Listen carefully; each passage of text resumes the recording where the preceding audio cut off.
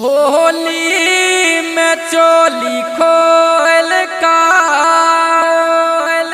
रंग डालबौ गे गोरी जोगिरा सरररा जोगिरा सरररा जोगिरा सरररा जोगिरा सरररा जोगिरा सरररा जोगिरा सरररा जोगिरा सरररा जोगिरा सरररा होली में चोली खोल का रंग डालबौ गे गोरी रंग डालबौ गे गोरी होली में चोली खोल का रंग डालबौ गे गोरी ललका पियर का रंग लका ललका पियर का रंग लका रंग बहु तोहर चोली होली में चोली खोल का रंग डालबौ गे गोरी होली में चोली खोल का रंग डालबौ गे गोरी रंग डालबौ गे गोरी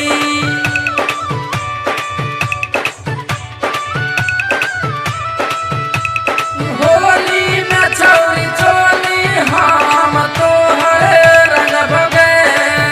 होली में चोली खोल का रंग डालबौ गे गोरी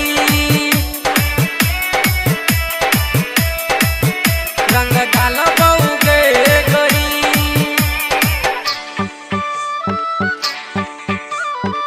हमहू तो आब जेबौ नया पिचकारी लका तू तैयार रहे नया ता साड़ी पेर का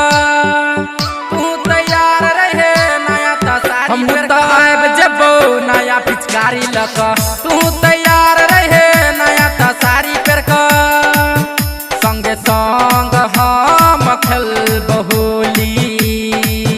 संगे संग हम खेलबौ होली रंग बहु तोहर चोली होली में चोली खोल का रंग डालबौ गे गोरी होली में चोली खोल का रंग डालबौ गे गोरी रंग डालबौ गे गोरी सब सुन रहल छी माँ मिथिला म्यूजिक के शानदार प्रस्तुति जोगिया टोल सिरहा नेपाल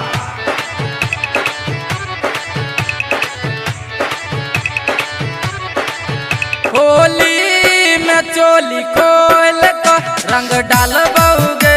गोरी होली में चोली खोल का रंग डालबौ गे गोरी रंग डालबौ गे गोरी होली में हमरा तू गे करिहे ने महना गोरी होली खेले लाया तोरा हम घर के ओरी होली खेले लाया तोरा हम घर के होली में हमरा तू गे करिहे ने महना गोरी होली खेले लाया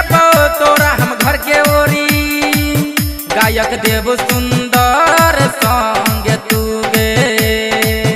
गायक देव सुंदर संग तू गे चली है होली होली होली होली होली में चोली खोल का रंग डालबौ गे गोरी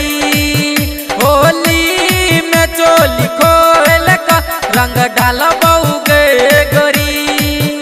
होली में चोली खोल का रंग डालबौ गे गोरी